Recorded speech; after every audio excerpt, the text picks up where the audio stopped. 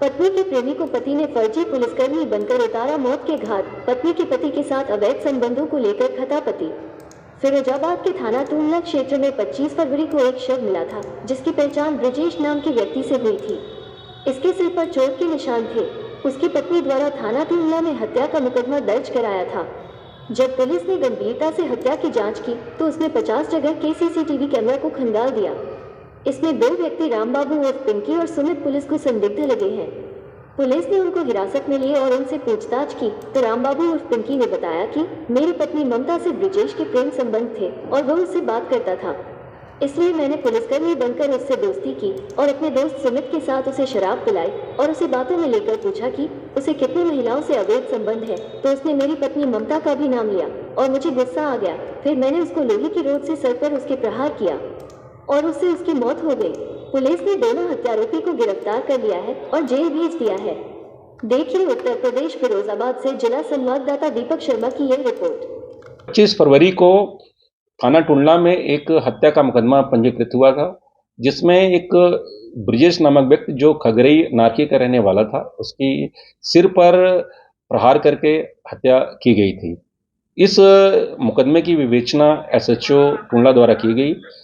वरिष्ठ पुलिस अधीक्षक महोदय द्वारा इसमें 3 टीमों का गठन भी किया गया।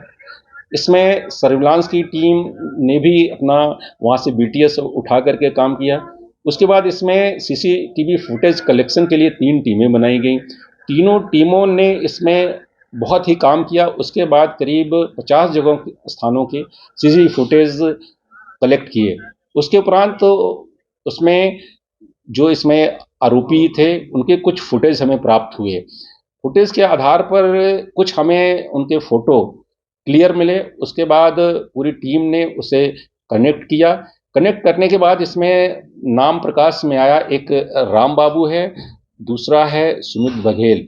ये दोनों हरदासपुर नारकी के रहने वाले हैं। खास बात इसमें ये रही कि इसमें जो राम बाबू है, इसकी पत्नी से जो इसमें मृतक है, शादी से पूर्व उसका प्रेम संबंध था। इसकी जानकारी जैसे ही कुछ दिनों पहले राम बाबू को हुई तो वो इसको मारने का प्लान बना लिया। इससे पहले भी 1-2 बार इससे मिला था, दोस्ती किया और 1-2 जगह ये लोग गए, लेकिन उसमें सफल नहीं हो पाए थे। उस दिन शराब के ठेके पे गए, वहाँ से उन्होंने शराब लिया। फिर तीनों लोग जा करके घटना स्थल पर ही शराब पिए थे। घटना स्थल से हम लोगों को टेट्रा पैक वगैरह मिले थे। उस आधार पर भी हम लोगों ने विवेचना प्रारंभ की तो इनके फुटेज भी हमें मिले। घटना को इसने स्वीकार किया। उसके उपरांत जो घटना में प्रयुक्त मोटरसाइकिल थी तथा आला कतल था, उसे भी बरामद कर लिया। टीम का ये बहुत अच्छा गुड वर्क है। उनके द्वारा बहुत ही कम समय में इस केस का खुलासा किया गया है और इसके लिए पूरी टीम को पुरस्कृत की जाएगी। इसमें सीओ टुंडला और एसएचओ जो टुंडला हैं, इनका विशेष रूप से प्रयास रहा है। इसमें जैसे आपने प्रेस नोट डाला था उसमें क्या पूरा मामला? देखिए, इसमें जब इससे पूछताछ की गई, साथ ही साथ जो मृतक था उसका मोबाइल की एक हमें ऑडियो क्लिप मिली थी, जिसमें वो दीवान पचवान की बात कर रहा था। जब उसको हम लोगों ने डेवलप किया और जब इस आरोपी को हम लोगों ने पकड़ा, जब इससे पूछताछ की गई तो ये अपने को पुलिस का दीवान प्रोजेक्ट करता था और कहता था कि मैं पुलिस विभाग में हूँ और उस पर जो कहते हैं ये सामने वाले को प्रभाव में लेने के लिए ऐसा वो करता था। इस बात को उसने स्वीकार किया है। सर, आपके इनका कोई आपराधिक इतिहास भी है वैसे?